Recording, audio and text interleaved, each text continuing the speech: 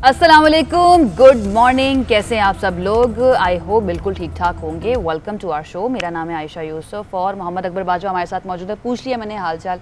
इससे पहले मैं बिल्कुल ठीक ठाक। आज भी याद है कि आपने कल हाल नहीं पूछा था? मुझे सब याद रहता है। आप जो जो बातें मुझे करके जाते हैं ना, मैं सोचती हूँ कि कल मैंने इनका बदला लेना है फौरी तौर पे भी, और कल भी बदला लेना। आप कैसे हैं? बेहतरीन, अल्लाह का शुक्र, बेहतरीन, जबरदस्त। मौसम बड़ा जबरदस्त है इस वजह से। मौसम बड़ा जबरदस्त है, लेकिन लग रहा है कि बारिश जो है ना उसको कोई रोक के बैठा हुआ हो नहीं रही है। कल से अब तक ना जरा जरा सी अल्लाह मियां रोक के बैठा हुआ है।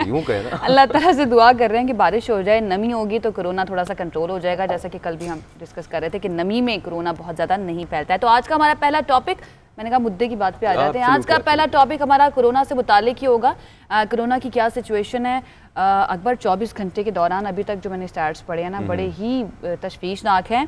103 अमवात हुई हैं सिर्फ 24 घंटों के दौरान। अच्छा, वैसे आपको लगता है आज वो जो स्कूल से मुतालिक फैसला होना है वो फिर बरकरार ही रहेगा? लेट्स सी क्या होता है, क्योंकि आज इजलास भी होना है एनसीओसी का और उसमें ये फैसला होना था कि पॉजिटिविटी रेशो अभी भी काफी ज्यादा है। लेकिन एक चीज है आयशा, मैं कल पढ़ रहा था कि अमेरिका, यूरोप, इवन इजराइल खुलना शुरू हो गई है जगह, गो के वहां पर केसेस बहुत ज्यादा। लेकिन उसकी वजह क्या है? Aggressive vaccination campaign. इतनी तेजी से वो लोगों को वैक्सीनेट कर रहे हैं कि उन्होंने इसीलिए तो ये कॉन्फिडेंस भी आया ना उनके अंदर के अब हम खोल देते हैं तालीमी इदारे, क्योंकि जिंदगी तो नहीं रुक सकती है, तालीम का सिलसिला या बाकी मामलात जिंदगी नहीं रुके जा सकते। इधर भी कुछ किया जाना चाहिए, बड़ा ज़रूरी है। और इस वक्त जिस हिसाब से और जिस रफ्तार से हमारे मुल्क में वैक्सीनेशन चल रही है, अब शुक्र है शुरू हुई है, लेकिन इसको तेज़ करने की ज़रूरत है, सो दैट बाकी जो चीज़ें हैं वो भी साथ साथ चल सके। इसके साथ साथ आज हम आपकी मुलाकात करवाएंगे, डॉक्टर उस्मान हमारे साथ मौजूद होंगे। MRCS ये एक इम्तहान इन्होंने पास किया है और ये इम्तहान है, मेंबरशिप है of royal college of surgeon, और ये बहुत ही मुश्किल होती है। बड़ा प्रेस्टीजियस इम्तिहान है। 30% सिर्फ जो इसमें अप्लाई करते हैं वो पास होते हैं, लेकिन इन्होंने, डॉक्टर उस्मान ने 93% जो है यहाँ पर मार्क्स लिए हैं। मैं मुझे लगता है मैं तोतली हो गई हूँ। आपने आगे मार्क्स बोला था ना, उसके बाद से मेरा मार्क्स खराब है। अच्छा, मार्क्स नहीं है और पूरी दुनिया में इन्होंने टॉप किया है, तो इनसे हमें आपकी मुलाकात करवानी है। इसके साथ साथ फुटबॉल खिलाड़ी अलीज़े असद, इनकी क्या ख़ास बात है, इनकी फैमिली का फुटबॉल से क्या ताल्लुक़ है, इस बारे में भी ज़रा हम बात करेंगे। आगाज़ कर देते हैं। कोविड की सबसे पहले बात करते हैं तो कोरोना की तीसरी लहर है, ये हम रोज़ वैसे बात करते हैं और इसने मुल्क को अपनी लपेट में ले रखा है और बहुत पॉजिटिविटी रेशो ज़्यादा हो रही है। रोज़ एक जो आने वाला दिन है वो तबाहकुन साबित हो रहा है। जैसे आयशा ने पहले बात की है, 103 अफराद गुज़श्ता 24 घंटे के दौरान जान से गए और इस दौरान 3000 से ज़्यादा मरीज सामने आए हैं। मुस्बत केसेस की शरह ये सबसे ज़्यादा अलार्मिंग होता है। ये कुछ वैसे नीचे आई है, ये 10 से ऊपर चली गई थी, 8.47। अच्छा, फ्लक्चुएट कर रही है ना आहिस्ता। कभी ये केसेस जो है 4000 से ज़्यादा हो जाते हैं, कभी थोड़े से कम हो जाते हैं, लेकिन जो डेथ रेशो है अकबर वो बढ़ता जा रहा है। ये जो है ना बहुत ज़्यादा तशवीशनाक सूरत हाल है। तो वायरस का फैलाव रोकने के लिए हुकूमत की जानिब से मुशावरत की जा रही है। आज NCOC का इजलास जो है वो ख़ास तौर पर बुलाया गया है, जिसमें ये फैसला किया जाएगा कि तालीमी इदारों का क्या करना है, वो खुले ही रहेंगे, खोले जाएंगे या फिर नहीं खोले जाएंगे। जबकि खुसूसी इजलास जो है उसमें उलमा की मुशावरत जो है वो की जाएगी और उसमें ये देखा जाएगा कि रमज़ान में SOPs का किस तरह से जायज़ा लिया जाए, क्योंकि अकबर तरावी होती है रमज़ान के दौरान, नमाज पढ़ने के लिए मेरे वैसे ज़हन में एक बात आई है आयशा, मतलब बैतुल्लाह शरीफ में मस्जिदुल हराम में वो ये कह रहे हैं कि सिर्फ वो लोग जिन्हें वैक्सीन लगी है वो जा सकेंगे। उससे मुकद्दस कोई जगह है? उससे मुकद्दस और यहाँ पे मस्जिदें ठीक है खुले हैं आप, लेकिन मेरा ख्याल है इस तरह के कोई SOPs इन्हें बनाने चाहिए यहाँ पे भी कि जो वैक्सीन लगवा ले वो चला जाए। एग्जैक्टली। और आपने इबादत करनी है, अल्लाह ताला नियतों को देखता है। आप अपने घर के अंदर भी इबादत कर सकते हैं, उसी तरह से कबूल होगी जिस तरह से मस्जिद में जाके कबूल होगी। बहरहाल असद उमर साहब जो हैं वो ये कहते हैं कि अब तक 10 लाख से ज़ायद शहरियों को वैक्सीन लगाई जा चुकी है। असद उमर साहब, 23 करोड़ है हमारी आबादी, 23 करोड़ आबादी है, तो अगर 10 लाख अभी तक 2-3 महीनों के अंदर लगाई गई है तो देख लें कब तक ये सिलसिला जाएगा। अभी लोगों को भी तो ये कहना चाहिए ना कि वो खुद को रजिस्टर करवाएं, वैक्सीन को वैक्सीन लगवाने के लिए रजिस्टर करवाएं। वो तादाद भी वैसे काफी कम है अभी तक, लेकिन उसके बावजूद रश है अभी भी लोगों का। उसके बावजूद देखिए ना, जो तरीकाकार इन्होंने बनाया ना, ठीक है अभी हमारे पास वैक्सीन वाइल्स जो हैं वो कम है, इतनी बड़ी तादाद में नहीं है, लेकिन फिर भी ज़्यादा से ज़्यादा होने चाहिए, स्पीड को बढ़ाना चाहिए। सियासत को सब कुछ साइड पे रख दें। इस वक्त जो है ना वो पूरी दुनिया में हेल्थ इमरजेंसी की सूरत हाल है और मेरे ख्याल से मैं ये देख भी नहीं रही हूँ अकबर कि पूरी दुनिया से कुछ इस तरह की सियासत की खबरें आ रही हैं कि ना ऑपोजिशन जो है वो हुकूमत का साथ नहीं दे रही, वो इस सारी सूरत हाल में जो है ना लड़ रहे हैं। अच्छा, पूरी दुनिया में ये भी नहीं हुआ कि हेल्थ वर्कर्स को जो वैक्सीन लगवानी थी वो गायब हो जाए हॉस्पिटल से और उसके ऑडिट करवाने पड़े महकमा सेहत को? पिछले हफ्ते हुआ। नहीं, मुझे नहीं पता। और वो कल हम इस पे वैसे इसकी अपडेट लेंगे, मामला क्या बना है, उस पर कहाँ तक जाके पहुंचा है। लेकिन वो लगनी फ्रंट लाइन हेल्थ वर्कर्स को थी, वहाँ के जो इंतजामिया है, MS के अंडर होता है सारा इंतजामी जो उमूर होते हैं, वो गायब हैं। वो 3-4 लाहौर के हॉस्पिटल से आशा और हज़ारों की तादाद में बाइल्स गायब हुई हैं। बड़े अफसोस की बात है, इस पर यही कह सकती हूँ मैं, और कुछ नहीं कहा जा सकता। बहरहाल इस वक्त सूरत हाल सिंध में क्या है, वहाँ पर अब क्या फैसले किए गए हैं, वज़ीर तालीम गनी साहब उन्होंने हमें ज्वाइन किया, उनसे बात करते हैं। सईद गनी साहब, बहुत शुक्रिया हमें ज्वाइन करने के लिए। अब फाइनली सिंध हुकूमत ने 8वीं तक स्कूल बंद करने का फैसला कर लिया है और इस वक्त जो कोरोना की हालिया लहर है उसकी शिद्दत बहुत ज़्यादा है और उसके पेश नज़र और क्या पाबंदियाँ जो हैं वो सिंध में लगाई जा सकती हैं और गौर किया जा रहा है? अभी कुछ तो NCOC के फैसले थे जिसके मुताबिक कुछ टाइमिंग्स रखी गई हैं मुख्तलिफ बिजनेसेस की, कुछ दिन हैं जिन दिनों पर ये कारोबार बंद होंगे। हमने एक दरख्वास्त की है वफाकी हुकूमत से और पिछले कई दिनों से कर रहे हैं कि जो ट्रांसपोर्ट सूबा सिंध में आती है दीगर सूबों से, जो इंटर प्रोविंस ट्रांसपोर्ट है उस पर पाबंदी लगाई जाए, चाहे वो बसेस की सूरत में हो, चाहे वो ट्रेन्स की सूरत में हो, चाहे वो फ़्लाइट्स आ रही हों। इसलिए कि इस वक्त पंजाब में और खैबर पख्तूनख्वा में ख़ास तौर पे सूरत हाल बहुत ज़्यादा ख़राब है और हज़ारों की तादाद में लोग हैं जो पंजाब से, खैबर पख्तूनख्वा से, बलूचिस्तान से रोज़ाना सूबा सिंध में आते हैं और यहाँ से जाते हैं। तो खुदा न खास्ता अगर ये वेरिएंट जो इस वक्त बाकी सूबों में है वो सूबा सिंध में आया तो यकीनन यहाँ भी सूरत हाल ख़राब हो सकती है। लिहाजा हमें सूरत हाल को मज़ीद ख़राब होने से बचाने के लिए ये ज़रूरी है कि लोगों की जो आमद रफ्त है उस पर कोई रिस्ट्रिक्शंस लगाई जाएँ। लेकिन फ़िलहाल फेडरल गवर्नमेंट ने ये पाबंदियाँ नहीं लगाई। अगर वो फ़ैसला नहीं करते हैं तो यकीनन सूबा सिंध की हुकूमत को कुछ फ़ैसले खुद करने पड़ेंगे, जिस तरह हमने पहली वेव की सूरत पर किए थे। बिल्कुल ठीक। अच्छा, वज़ीर आला सिंध मुराद अली शाह ने जो बैन सूबाई ट्रांसपोर्ट बंद करने की तजवीज़ दी उस पर जुज़वी तौर पर अमल तो हुआ है। हफ्ते और इतवार को ट्रांसपोर्ट कह रहे हैं कि बंद होगी और यही वो दिन है जिसमें ज़्यादा लोग ट्रैवल करते हैं। सर, तो इस इक़दाम से आप कुछ मुतमईन हुए हैं क्या? देखिए, मैं तो ज़ाती तौर पर इससे बिल्कुल मुतमईन नहीं हूँ। अगर आप ट्रांसपोर्ट बंद करते हैं कि जी बाकी सूबों से जो ट्रांसपोर्ट आ रही है वो 2 दिन नहीं आएगी और बाकी 5 दिन आती रहेगी, तो यकीनन जिन लोगों ने आना है वो उन 2 दिनों में नहीं आएंगे, वो उसके बाद या उससे पहले आ जाएंगे। तो आमदोरफ्त तो जारी रहेगी जितने लोगों ने आना है। तो इससे मैं नहीं समझता कि कोई ख़ास फ़र्क पड़ेगा।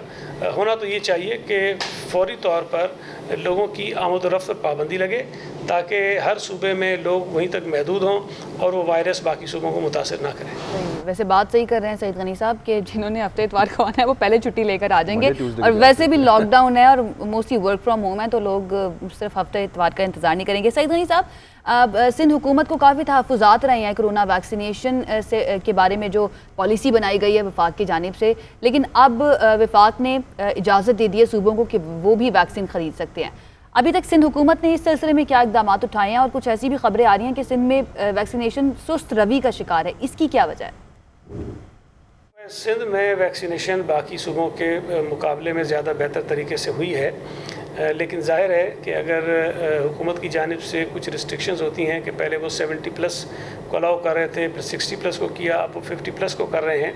हमारा इस पर भी ये ख्याल है कि तमाम शहरियों को ये इजाज़त होनी चाहिए कि वो अपने आप को रजिस्टर्ड करवा लें और जिन लोगों के नंबर्स आते जाएं वो उनको लगाते जाएं। इसमें यकीनन ऐसे लोग भी शामिल हैं जिनकी उम्र इस वक्त 50 साल से कम होगी लेकिन उनको और बीमारियां लाक हैं और उनको फौरी तौर पर वैक्सीनेशन की ज़रूरत है, जो नहीं कर पा रहे हैं। दूसरा ये कि फेडरल गवर्नमेंट ने सूबों को और जो प्राइवेट सेक्टर है उनको वैक्सीन प्रोक्योर करने की जो इजाज़त दी है उसमें काफ़ी ताख़ीर हुई है। फेडरल गवर्नमेंट ने ख़ुद भी जो ख़रीदारी करनी थी वो उन्होंने नहीं की। तो मैं ये समझता हूँ कि अगर फेडरल गवर्नमेंट अपनी एक तो जो उनको मिल रही थी चाइना से इमदाद के तौर पर वैक्सीन वो, और उसके बाद अगर ख़रीदारी की कोशिश करते, सूबों को बर वक्त इजाज़त देते, प्राइवेट सेक्टर को बर वक्त इजाज़त देते, तो आज शायद मुल्क में वैक्सीन की तादाद इस वक्त जो मौजूद है उससे कई गुना ज़्यादा होती। तो अब जितना अगर वो उन्होंने इजाज़त दी भी है तो सूबा सिंध की हुकूमत ने तकरीबन कोई 20 लाख के करीब वैक्सीन्स का ऑर्डर किया है, लेकिन ये फौरी तौर पर तो नहीं आ सकते ना कि आज हम ऑर्डर करें कल वो आ जाएं। इसमें यकीनन चंद हफ्ते लगेंगे और उसका हमें इंतजार करना पड़ेगा, लेकिन इस दौरान में फेडरल गवर्नमेंट को भी प्रोक्योरमेंट करनी चाहिए और सूबों को देना चाहिए। यानी आप ये समझते हैं कि अभी भी देर कर दी है वफाक ने इजाज़त देने में। बहुत शुक्रिया। सईद गनी साहब हमारे साथ मौजूद थे। 20 लाख वैक्सीन वायल्स का ऑर्डर दे दिया गया है, लेकिन वक्त लगेगा आने में। सईद गनी साहब बड़ी रीजनेबल और अच्छी बात करते हैं, लेकिन एक छोटी सी बात ये थी कि प्राइवेट सेक्टर को भी साथ उन्होंने कहा कि इजाज़त देनी चाहिए थी मंगवाने की, उसमें देरी हो गई। तो जब इजाज़त दी थी उस वक्त सिंध हुकूमत ने इनके तर्जुमान ने खासी तनकीद की थी वफाकी हुकूमत पे कि क्यों पूरी दुनिया में तो वैक्सीन जो हैं वो सिर्फ हुकूमतें लगा रही हैं, तो आप इजाज़त क्यों दे रहे हैं। तो सियासत की बात थी ना, सियासत में कोई बात हर सियासत करनी नहीं ना चाहिए, वो यही तो हम बात कर रहे हैं कि सियासत नहीं करनी चाहिए। लेकिन अफसोस की बात है कि ये जो है होता रहता है, चाहे मुल्क में कुछ भी चल रहा हो, चाहे वबा हो, कुछ भी हो, हमारे मुल्क में होता रहता है। खैर चलें, आप मैं उसके बावजूद मुझे अपना मुल्क बड़ा पसंद है, बहुत ही इंटरेस्टिंग है। पता आगे मुझे अपने मुल्क से क्यों मोहब्बत है, वो इसलिए कि सियासत तो है ही बड़ी इंटरेस्टिंग, और मैं समटाइम सोचती हूँ अगर किसी और मुल्क में होती तो ये सारा जो फ़न है ना, जो सारा इंटरेस्ट है पॉलिटिक्स में, मुझे उस तरह से नहीं हो पाता। इसके साथ साथ एक और वजह ये भी है कि हमारे मुल्क में ऐसे लोग मौजूद हैं, ऐसा टैलेंट मौजूद है, जिनको जब मौका मिलता है, ज़रा सा उनको प्लेटफॉर्म मिलता है, चांस मिलता है, तो वो आगे बढ़ते हैं और मुल्क का नाम रोशन कर देते हैं। इसमें तो कोई शक नहीं है। और जिनसे मुलाकात करवाने लगे हैं वो एक ऐसी ही पर्सनालिटी हैं। डॉक्टर उस्मान हमारे साथ होंगे, जिनसे हम मुलाकात आपकी करवाएंगे। उन्होंने अपनी काबिलियत से दुनिया भर में ये पाकिस्तान का जो नाम रोशन किया, जो इंट्रो में भी हम आपको बता रहे थे, रहीम यार खान से इनका ताल्लुक है। सर्जन डॉक्टर उस्मान ने MRCS इम्तिहान में पूरी दुनिया में पहली पोजीशन हासिल की है। और एक दफ़ा फिर यहाँ पे ये रिपीट करना ज़रूरी है कि जो पहले आयशा ने बात की कि 30% है तनासुब कामयाब होने वालों का, और बड़ा मुश्किल एग्जाम है, पूरी दुनिया से अप्लाई करते हैं और सिर्फ 30% पास होते हैं। और डॉक्टर उस्मान ने टॉप किया है उन तमाम लोगों में, तो हैट्स ऑफ टू हिम, बहुत ही मुबारकबाद। हमारे साथ मौजूद हैं डॉक्टर उस्मान, उन्हीं से जान लेते हैं मजीद इसकी डिटेल्स कि क्या होती हैं, कितना मुश्किल होता है। डॉक्टर उस्मान कैसे हैं आप? बहुत शुक्रिया हमें ज्वाइन करने के लिए। सबसे पहले तो आपको बहुत बहुत मुबारक हो, आपने पाकिस्तान का नाम रोशन किया है, अपनी फैमिली का, रहीम यार खान का नाम रोशन किया है। इस इम्तहान से मुतालिक ज़रा बताइएगा हमारे देखने वाले नाज़रीन को कि कितना मुश्किल होता है, कितनी बड़ी तादाद में यहाँ पर लोग अप्लाई करते हैं इस एग्ज़ाम के लिए, और पासिंग रेशो जो है वो क्या है? अस्सलाम वालेकुम, thank you so much GNN news का कि उन्होंने इस अचीवमेंट पे मुझे कवरेज प्रोवाइड की। सबसे पहले तो मैं इस एग्ज़ाम के बारे में थोड़ा सा ब्रीफ करना चाहूँगा कि जो MRCS एग्ज़ाम है ये basically royal college of surgeon, great Britain and Ireland के 4 कॉलेजेस हर साल 2 दफ़ा कंडक्ट करते हैं थ्रू आउट द वर्ल्ड, जिसमें तकरीबन हर मुल्क से जो है सर्जन डॉक्टर्स अपेयर होते हैं। जिस तरह आपने बताया कि 7 to 8,000 उनकी स्ट्रेंथ होती है हर एग्जाम में। तो इस एग्जाम की जो अहमियत है सर्जरी के कैरियर में, मैं उस तरह आपको बता सकता हूँ कि अगर किसी भी पर्सन ने, दुनिया के किसी भी पर्सन ने जाके डॉक्टर ने इंग्लैंड या आयरलैंड में ट्रेनिंग करनी है सर्जरी की फील्ड में, तो उसको ये एग्जाम क्लियर करना मैंडेटरी है। तो इस वजह से एक मेडिकल साइंस की जो सर्जरी फील्ड है उसमें इसकी बहुत वैल्यू है थ्रू आउट द वर्ल्ड। तो इसकी पासिंग परसेंटेज जो है वो ओवरऑल एग्जाम की 30% है। लाइक अगर 100 कैंडिडेट प्रिपेयर हो रहे हैं तो उसमें से सिर्फ 30 पास होंगे, और 7 to 8,000 कैंडिडेट में से राउंड अबाउट जो है 500 to 600 कैंडिडेट इसमें क्लियर करते हैं हर साल। और इसमें आज तक जो है कभी भी अपना रॉयल कॉलेज ऑफ सर्जन में कितनी परसेंटेज से किसी ने पास किया, ना इवन किसी पाकिस्तानी ने इतनी परसेंटेज से पास। जबरदस्त, आप 93% कमाल का ये आपने जो मैं कारनामा ही कहूँगा इसे। और एक तो ये कि ना सिर्फ आपने इस दफ़ा टॉप किया बल्कि पिछले तमाम रिकॉर्ड भी उन्होंने ब्रेक किए आयशा। अच्छा ये बताएं डॉक्टर साहब, मेरे जहन में वैसे सवाल आ रहा था कि क्राइटेरिया जो एग्जामिनेशन का है या चेकिंग का है वो कितना डिफरेंट है वहाँ पे और यहाँ पे भी। आपने ऑब्वियसली एग्जाम्स पहले दिए होंगे, और ये इतना प्रेस्टीजियस एग्जाम क्यों कंसिडर किया जाता है? ये ठीक है कि मतलब आयरलैंड इंग्लैंड का तो वो है, लेकिन ओवरऑल डिफरेंस आपको क्या नजर आया हमारे यहाँ पर जो क्राइटेरिया और वहाँ पर क्या है? एक्चुअली सबसे पहले तो जो इस एग्जाम की स्क्रूटनी है वो बहुत ज्यादा उनकी तरफ से स्ट्रिक्ट है। मतलब कि वो अपने सिस्टम में एंटर होने के लिए उन्होंने ये एग्जाम क्रिएट किया, और वो उन्हीं डॉक्टर्स को अपने सिस्टम में एंटर होने दे रहे हैं कि जो उनको पता है कि उस लेवल पे जाके वहाँ पे काम कर सकते हैं और उस लेवल पे जाके वहाँ पे जो है लोगों के साथ इंटरेक्ट कर सकते हैं। इसलिए सबसे पहले एक इम्पोर्टेंट चीज ये है। सेकेंडली जो उनका सिस्टम है, this is MCQ based exam basically. तो उनके जो हर MCQ जो है तकरीबन मोर देन 100 सर्जन डॉक्टर्स जो है वो उसको असेस कर रहे होते हैं कि ये आइदर लोगों जो हमारे अपेयर कैंडिडेट्स हो रहे हैं उसके मुताबिक है कि नहीं है। अगर उनको लगता है कि ये उनके मुताबिक नहीं है तो वो उसको ओवरऑल में से कैंसिल भी कर देते हैं at the end of the result जो है। लाइक 300 MCQs है तो इज द पासिंग या टोटल मार्क्स है वो 297 थे, तो दैट मीन्स कि 3 MCQs उन्होंने एट द एंड इसमें कैंसिल किए थे। तो जितना मुश्किल आप बता रहे हैं डॉक्टर साहब, इसकी तैयारी भी काफ़ी मुश्किल होती होगी, कितना अरसा लगता है इसकी तैयारी में? मुझे इसमें अरसा जो 6 मंथ्स का लगा, 4 to 6 मंथ्स में मिनिमम आपको जो टाइम रिक्वायर्ड है with 8 to 10 hours daily study की है। सही।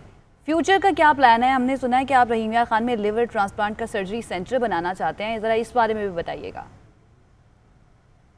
जी बेसिकली अभी मैं FCPS जनरल सर्जरी के फाइनल ईयर का रेजिडेंट हूँ, तो इंशाल्लाह मैं FCPS का एग्जाम देने के बाद मेरा प्लान यही है कि मैं सेकंड फेलोशिप के लिए इंग्लैंड जाऊँ फॉर हेपेटोबिलिटी सर्जरी, और देन फर्दर मूव ऑन होके पाकिस्तान इंशाल्लाह अपने सिटी रहीम यार खान में हेपेटोबिलिटी सेंटर जो कि लिवर ट्रांसप्लांट का सेंटर है उसको बनाना चाहता हूँ। ये एक मेरा एम है और मिशन समझने इसको आपके, ये मैंने लाइफ में इंशाल्लाह अचीव करना है। नहीं इंशाल्लाह आप अचीव कर लेंगे। ये आप ऑन योर ओन करना चाहते हैं या आपने साथ आपकी कोई टीम है, और या फिर आप गवर्नमेंट से कुछ सपोर्ट चाहते हैं, या फिर आप कुछ चैरिटेबल इंस्टीट्यूशन बनाएंगे? गवर्नमेंट से मैं इसमें सपोर्ट हूँ क्योंकि लिवर ट्रांसप्लांट सेंटर एक प्राइवेट लेवल पे बनाना बहुत मुश्किल एक है काम, जो है गवर्नमेंट के इसमें हेल्प आउट चाहिए होगी कि वो इंफ्रास्ट्रक्चर और बाकी चीज़ें प्रोवाइड करें, ताकि जो है बाकी जो टीम है वो तो इंशाल्लाह जब एक काम मिशन जो शुरू होता है तो टीम तो इकट्ठी होती जाती है, लेकिन उसके लिए जरूरी इंफ्रास्ट्रक्चर हमें गवर्नमेंट प्रोवाइड करे तो उसकी बेस पे हम आगे जो है प्रोसीड कर सकते हैं। सही। अच्छा डॉक्टर साहब, पाकिस्तान में इस वक्त लिवर ट्रांसप्लांट का हम देखते हैं कि बहुत ज़्यादा कुछ सेटअप मौजूद नहीं है। मेरे ख्याल से इस्लामाबाद में एक हॉस्पिटल है और लाहौर में अभी शुरू हुआ है, तो कितना ज़्यादा ज़रूरी है? और पाकिस्तान में इस वक्त लिवर के इश्यूज़ जो हैं और लिवर ट्रांसप्लांट की क्या हम कह सकते हैं कि कितना ज़्यादा ज़रूरी है और कितने ज़्यादा लोगों को ये होता है? थोड़ा सा ऐड कर दूँ, लाहौर में भी जो शुरू हुआ वो सुप्रीम कोर्ट में वो केस था, आपको याद होगा, और वो फिर रुक भी गई वहाँ पर सर्जरी जो है, फिर खबरें की आती रही। तो डॉक्टर साहब इधर भी थोड़ा सा अगर अभी जो बना हुआ है इंफ्रास्ट्रक्चर तो सारा है, इरादा है कि यहाँ पे भी कुछ टाइम आप देंगे? और जो आयशा ने पूछा ये कितना इंपॉर्टेंट है, पाकिस्तान में फैसिलिटीज नहीं है लिवर ट्रांसप्लांट की ज़्यादा। जिस तरह अभी हम अगर इसमें देखें परसेंटेज देखें, हमारे हर 10 में से 2 to 3 जो पर्सन है वो हेपेटाइटिस B और C का शिकार है, और अल्टीमेटली लाइफ में कभी न कभी जाके उन्हें ट्रांसप्लांट की जरूरत पड़ती है। तो पहले जिस तरह हमारे यहाँ से पाकिस्तान इंडिया जाके ऑपरेट और लिवर ट्रांसप्लांट के लिए जाते थे, तो अब अल्हम्दुलिल्लाह हमारे सिटी में 3 या 4 सेंटर्स फुली डिवेल्प्ड हैं जहाँ पे लिवर ट्रांसप्लांट हो रहे हैं, लेकिन स्टिल उसकी कॉस्ट इतनी ज्यादा है कि एक आम इंडिविजुअल उसको अफोर्ड नहीं कर सकता। Like it is around about 40 to 50 lakh in Pakistani rupees. तो इस हवाले से जो है जरूरी है कि अगर गवर्नमेंट इसमें इस तरह हमें सपोर्ट करे कि जो एक्सपेंडिचर है इसको नीचे लाया जाए, तो हमारे जो इधर इंडिविजुअल्स हैं, हमारी कम्युनिटी है, उसको हम बहुत फायदा दे सकते हैं। बहुत शुक्रिया डॉक्टर उस्मान हमारे साथ मौजूद थे। एक मरतबा फिर से आपको बहुत बहुत मुबारकबाद, और जो आपके फ्यूचर प्लान्स हैं वो बहुत ही नेक है, अल्लाह ताला आपको उसमें कामयाब करे, और जो भी मदद आपको चाहिए गवर्नमेंट से या लोग जो चैरिटी करते हैं उनसे वो भी अल्लाह करे इंशाल्लाह आपको फ्यूचर में ज़रूर मिले। और एक बड़ी यहाँ बात कर रहे थे कि इस वक्त जो मुल्क में हमारे यहाँ पर मौजूद है जो लिवर ट्रांसप्लांट की फैसिलिटी, दूसरे मुल्कों में 40 से 50 लाख, यहाँ पर उससे भी ज़्यादा अकबर महंगा है।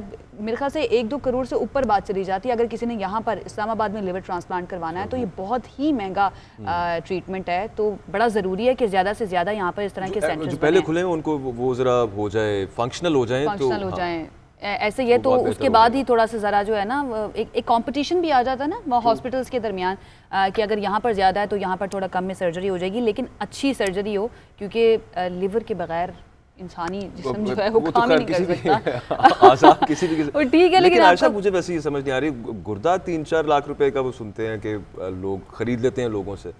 अच्छा, ये महंगी हो जाती है। मैंने फिल्म्स में ही देखा गुर्दे को इस तरह से, तो खबरों में देखा यार। चले एक ब्रेक ले लेते हैं, ब्रेक में हम डिस्कस कर लेते हैं कि फुटबॉल की बात करते हैं, चले आगे, उसके बाद वापस आके फुटबॉल की बात करेंगे। हमारे साथ रहिए। Welcome back Akbar. अगला हमारा टॉपिक फुटबॉल से मुतालिक है, लेकिन वो शुरू करने से पहले फुटबॉल वैसे मैं देखती हूँ कि पूरी दुनिया में लोग पागल हैं फुटबॉल के पीछे। पाकिस्तान में भी क्या इसी तरह लोग देखते हैं, इतनी ज़्यादा शौक देखते हैं? बहुत सारे लोग देखते हैं। हमारे यहाँ पे तलाल होते हैं स्पोर्ट्स पे, वो बहुत शौक से फुटबॉल देखते हैं। उसके अलावा मेरे बहुत सारे दोस्त हैं जो फुटबॉल बहुत क्रेजीली फॉलो करते हैं। और ये बाय द वे दुनिया में सबसे ज़्यादा खेले जाने वाली, देखे जाने वाली स्पोर्ट फुटबॉल है। लेकिन पाकिस्तान में बेड़ा फर्क है फुटबॉल का, बल्कि जितना है आयशा भी आपको पता है पिछले दिनों फीफा ने धमकी दी है कि हम सस्पेंड कर देंगे आपकी मेंबरशिप पाकिस्तान की। मतलब जो हल्का फुल्का था उससे भी क्या वजह, क्यों? इनकी इंटरनल स्पैट्स यहाँ पे, अब मैं नाम नहीं लेना चाहता, जो करता धरता रहे हैं उसमें हमारे पॉलिटिकल फिगर्स हैं। फैसल सालेह साहब में खैर बात कर देते हैं उनकी, कैप्टन सफदर साहब हैं, उसके अलावा जो दरमियान में धड़ेबंदी है उनकी वजह से। सही नंदलेस यहाँ पे खवातीन का एक मामला ये है कि चलें खुशकिस्मती है हमारी के वहाँ तो बदकिस्मती है, लेकिन यहाँ पे खुशकिस्मती ये है कि खवातीन इंटरेस्ट ले रही हैं फुटबॉल में और फुटबॉल की दुनिया से वाबस्ता जो है वो होती जा रही हैं। और बहुत सारी अब नौजवान फुटबॉलर जो हैं वो सामने आ रही हैं। और हम ये भी देख रहे हैं कि लड़कों के साथ साथ लड़कियां जो हैं वो जिस तरह से बाकी खेलों में, बाकी वॉक्स ऑफ लाइफ में लड़कों के कंधे से कंधा मिलाकर शाना बशाना चल रही हैं, वैसे ही फुटबॉल में भी नजर आ रही हैं। कराची में होने वाली कौमी वुमेन फुटबॉल चैंपियनशिप में मुल्क भर से आई खवातीन फुटबॉलर्स ने हिस्सा लिया, खूब जमकर उन्होंने फुटबॉल खेली। उन्हीं में एक है सियालकोट की अलीज़े असद, और इनकी क्या खास बात है? जरा इनके नाना की फुटबॉल बनाने की कंपनी थी 1982 से 1997 तक, गालिबन 1998 तक, जो फीफा वर्ल्ड कप्स में जो फुटबॉल यूज होते रहे वो मतलब सियालकोट में बनते रहे। हाँ, इनके हम सुनते भी रहते बचपन में, नाना की कंपनी के यूज होते रहे। तो अलीज़े जो है उन्होंने कहा कि फुटबॉल का जो मेरी फैमिली के साथ एक जो पहचान जुड़ी हुई है उसको मैं बरकरार रखूँ, तो इन्होंने ये फैसला किया है कि ये फुटबॉल खेलेंगे और अब ये फुटबॉल खेल रही हैं। आज अलीज़े हमारे साथ मौजूद हैं, उनसे हम बात करेंगे। उनकी वालिदा जो है वो भी हमारे साथ मौजूद होगी, उनसे भी ज़रा जानेंगे कि उनकी जो फादर की कंपनी थी वो किस तरह की थी, और अलीज़े के साथ ये जो एक खेल जुड़ा हुआ है उसको वो किस तरह से देखती हैं। अलीज़े, सबसे पहले तो बहुत शुक्रिया ज्वाइन करने के लिए। ये बताइएगा कि आपकी नाना की कंपनी माजी में फीफा वर्ल्ड कप के लिए फ़ुटबॉल तैयार करती रही है, और फुटबॉल की तैयारी में आपकी फैमिली, जैसा कि हम बता रहे हैं, कि काफ़ी माहिर है। आपको फुटबॉल खेलने का शौक़ किस तरह से हुआ? कैसे सोचा कि ये फुटबॉल तो बनते ही हैं तो मैं फुटबॉल खेलती भी हूँ? अल्हम्दुलिल्लाह 1985 में फ़र्स्ट फीफा प्रो फुटबॉल में नाना अबू मियां नमान जावेद ने और परदादा प्रोफेसर मोहम्मद अमीन जावेद ने ही बनाया था। और मुझे बचपन से ही बहुत शौक़ है। बीकन हाउस में क्लास 4 से ही मैंने स्पोर्ट्स इवेंट में पार्टिसिपेट किया और इंटर स्कूल कॉम्पिटिशन्स के लिए भी जाती रही। और भी गेम्स थी, लेकिन मुझे फ़ुटबॉल में बहुत ज़्यादा शौक़ था। अलीज़े, फुटबॉल के मैदान में आने के लिए घर वालों की कितनी सपोर्ट मिली? सबसे ज़्यादा किस फैमिली मेम्बर ने आपका साथ दिया? शुक्र, जितना मुझे शौक़ था मुझे सब ने सपोर्ट किया। मेरे दादा, नाना, दादो, मामा और मेरी पूरी फैमिली ने मुझे बहुत सपोर्ट किया और अप्रिशिएट किया। फेवरेट प्लेयर अलीज़े आपका कौन है? खेल में मेरा फेवरेट प्लेयर क्रिस्टियानो रोनाल्डो है। हाँ, मेरा भी फेवरेट प्लेयर है वैसे क्रिस्टियानो रोनाल्डो। अच्छा, वैसे हर प्लेयर की ख्वाहिश होती है कि वो अपने मुल्क की नुमाइंदगी करे। क्या आपने कभी पाकिस्तान के लिए खेलने का ख्वाब देखा? आई एम श्योर देखा होगा। तो किस तरह से पूरा करना चाहती हैं उसे? मेरी ये ख्वाहिश थी कि अपने शहर, मुल्क और अपने पेरेंट्स का उनको प्राउड फील कराऊं और फुटबॉल में अपने मुल्क का नाम रोशन करूं और अपनी अच्छी कारकर्दगी से फ़ुटबॉल को आगे प्रमोट करूं। सही। अच्छा अलीज़े, पाकिस्तान में फ़ुटबॉल के लिए जो सहूलियात हैं, क्या आप मुतमईन हैं कि पाकिस्तान में तमाम सहूलियात मिलती हैं? और स्पेशली जो वुमेन फुटबॉलर्स होती हैं उनको किन प्रॉब्लम्स का सामना करना पड़ता है? फ़ख्र और ख़ुशी महसूस होती है कि ये सारे बहुत से क्लब्स और मीज़ वुमेन फ़ुटबॉल को आगे प्रमोट कर रही हैं और they are trying to give their best. हमारा कल्चर है जो कि इस चीज़ को अलाउ और सब प्रमोट नहीं करता, लेकिन जिसके अंदर टैलेंट हो हमें उसको सपोर्ट, मोटिवेट और अप्रिशिएट करना चाहिए। ठीक। अच्छा अलीज़े, आप साथ रहिएगा, आपकी मदर से भी कुछ बात करते हैं। आपकी वालिदा जो हैं, चूँकि उनके वालिद की कंपनी थी जो फुटबॉल्स बनाती थी। बहुत शुक्रिया मैडम, आपने भी वक्त दिए आप वक्त दे रही हैं। तो आपकी जो वालिद की कंपनी थी वो 1982 से 2002 तक फीफा वर्ल्ड कप्स के लिए फ़ुटबॉल तैयार करती रही। बड़ा एजाज़ है। लेकिन आपको कभी बचपन में ख्याल आया था फुटबॉल को किक्स मारने का? बहुत वाकई बड़ा एजाज़ है हम पूरी फैमिली के लिए, क्योंकि मेरे दादा अबू प्रोफेसर मोहम्मद अमीन जावेद साहब ही first time in Pakistan sports brand Adidas को उन्होंने इंट्रोड्यूस किया था। सेकेंडली फ्रॉम 1978-2002 तक हमारे ही वर्ल्ड कप में फ़ुटबॉल खेले गए मैचेस में। और थर्डली कि मेरे फादर जो है नुमान जावेद साहब, उन्होंने ही first time professional football introduce किया था ख़ुद 1985 में। तो ये मेरे लिए बहुत बड़ा एक एजाज़ है और खुशी है, और मैं बचपन से इस चीज़ को देखती आ रही हूँ, तो मुझे काफ़ी शौक़ था। लेकिन तब क्योंकि ये एकेडमीज़ और इस तरह के क्लब्स नहीं थे तो मुझे मौका उस तरह नहीं मिल सका। लेकिन आई एम वेरी हैप्पी कि मेरी बेटी को ऐसा प्लेटफॉर्म मिला है और ये इस चीज़ के लिए आगे बढ़ रही है, और उसमें पेशेंस सारा वो पैशन और टैलेंट है। सही। अच्छा अलीज़े, पहली लड़की आपकी फैमिली की जो फुटबॉल खेल रही हैं, तो जब उन्होंने आपसे अपने शौक़ का इजहार किया तो फिर आपने क्या सोचा कि इजाज़त दे दी जाए खेलने की? कोई प्रॉब्लम तो नहीं हुई? दिल से बहुत ज़्यादा खुश हुए, हमने फ़ख्र महसूस किया कि वाकई इसमें इस चीज़ का पैशन है, एक टैलेंट है, तो क्यों ना ये आगे जाए। तो उसको हर तरह से हमने कहा हम आपको सपोर्ट करेंगे। लेकिन सेकेंडली बस ये मेरा था कि पढ़ाई में बहुत अच्छी है, 80% हमेशा अबव लेती है, तो मुझे था कि पढ़ाई को और स्पोर्ट्स को आप बिल्कुल जो है वो अपनी जगह रखो और साथ कैरी ऑन करो इस चीज़ को, बस पढ़ाई में थोड़ा सा नीचे नहीं आना है। तो माशाल्लाह वो उस चीज़ को भी साथ करी और खेल भी रही है अपना। बिल्कुल सही। अच्छा आमना, ये बताएं कि अलीज़े अगर आलमी सतह पर खेलने की ख्वाहिशमंद हो तो वहाँ पे भी आप सपोर्ट करेंगे? जैसे मेरी फैमिली की मुझे बहुत सपोर्ट है अल्हम्दुलिल्लाह, इसके ग्रैंड पेरेंट्स ने, इसके फादर ने बहुत सपोर्ट की है, तो वाई नॉट, ये हमारे लिए फ़ख्र की बात होगी कि हमारी बच्ची जो है वो इंटरनेशनल लेवल पर जाकर खेलेगी और सब। सही। अच्छा हमना, आप खुद भी सियालकोट फुटबॉल अकेडमी की सदर हैं, और वैसे तो पाकिस्तान फुटबॉल फेडरेशन काफ़ी अरसे से तनाज़ात का शिकार है, लेकिन आपका क्या ख्याल है क्लब फुटबॉल की तरक्की के लिए क्या इक़दाम किए जा सकते हैं पाकिस्तान में? बिल्कुल, जैसे कि आप जानते हैं सैटरडे को ही रिसेंटली एक वाक़या पेश आया बहुत अफसोसनाक PFF अरुण मलिक साहब के साथ, जो कि बहुत अफसोसनाक है और आई टोटली कंडेम। लेकिन आगे हमें वाकई ही इस चीज़ के लिए बहुत मेहनत करनी है, और ये अल्हम्दुलिल्लाह जी ऑनर है फॉर सियालकोट कि first time in history Sialkot में सियालकोट फुटबॉल एकेडमी की गर्ल्स जो हैं वो वुमेन नेशनल चैम्पियनशिप खेलने गई हैं। तो इसके लिए हमें आगे बहुत मेहनत की ज़रूरत है। ये हमारा फ़र्स्ट एक्सपीरियंस था, बहुत अच्छा रहा, बहुत ज़बरदस्त, सब ने अपना बेस्ट दिया, लेकिन इसके लिए हमें काफ़ी ज़्यादा आगे मेहनत की भी ज़रूरत है, स्पॉन्सर्स की भी ज़रूरत है। हमें चैम्बर के साथ मिलकर स्पॉन्सर्स की, बहुत अच्छे स्पॉन्सर्स की ज़रूरत है, ताकि ट्रेनिंग कैंप्स लगाए जाएं जो 2-3 मंथ्स के होते हैं, ताकि प्रोफेशनल लेवल पे जाके जो है वो बच्चियां खेल सकें। फिर हमारी सारी ट्रेनिंग इक्विपमेंट्स की ज़रूरत है। सबसे पहले हमें कन्वेंस की ज़रूरत है जो प्ले ग्राउंड में डेली बेसिस पे लेके जाएँ, बच्चों को पिक एंड ड्रॉप सर्विस दें, ताकि जो भी खेलना चाहती हैं, आगे आना चाहती हैं, उनके लिए फुली सारी हर चीज़ कन्वीनियंट हो और वो आ सकें और जुट के ना। बहुत शुक्रिया, आपने वक्त दिया आमना और Alizeh, and all the best Alizeh, आप पाकिस्तान का नाम मज़ीद रोशन करें इंशाल्लाह। और ये बड़ी ज़बरदस्त बात है कि वही जो आप पहले बात करी थी, बड़ी खुशी होती है, और अब ये शुरू हो गया है तो इंशाल्लाह ये सिलसिला जारी और सारी चलता रहेगा। काफ़ी लंबा रास्ता है, लेकिन हम कर ही लेंगे वो इंशाल्लाह। अब पाकिस्तान की क्योंकि हम बात कर रहे हैं, तो पाकिस्तान की तरक्की के लिए क्या इक़दाम किए जा रहे हैं, ज़रा उसकी भी बात कर लेते हैं। वज़ीर-ए-आज़म इमरान खान ने देवसाई मैदान की तस्वीर जो है वो ट्विटर पर शेयर किया और ट्वीट किया है कि पहली मरतबा मौसमी सरमा में देवसाई मैदान को स्कीइंग के ज़रिए अबूर किया जा सकेगा, और पाकिस्तान में सरमाई सयाहत और स्की रिजॉर्ट्स का जायज़ा लिया जा रहा है। वज़ीर-ए-आज़म इमरान खान ने क्या खूबसूरत तस्वीर है वैसे, और ये one of the highest altitudes पे जो प्लेन्स हैं दुनिया में, या शायद हाईएस्ट है ये सबसे, देवसाई नेशनल पार्क जो है, और इसकी तस्वीर अच्छे मैंने पहली दफ़ा देखी है वैसे। यहाँ पे पूरा बर्फ़ से ढका हुआ, और अभी बर्फ़ पिघलना शुरू होगी जब शदीद गर्मी आएगी, तो अभी वहाँ पर चूँकि बर्फ़ है तो इसको अब स्कीइंग के जरिए अबूर करके वैसे काफ़ी विंटर्स में और मौसमी सरमा की जो सयाहत है, ये अगर पाकिस्तान में आती है, जिस तरह से पूरे साल की वैसे डिफरेंट जो मौसम है हमारे मुल्क के, उनकी सयाहत डिफरेंट ही होती है, तो वो अगर आती है तो ये बड़ा ही ज़बरदस्त हो जाएगा पाकिस्तान के लिए। पाकिस्तान बहुत अच्छा रेवेन्यू भी कमा सकता है।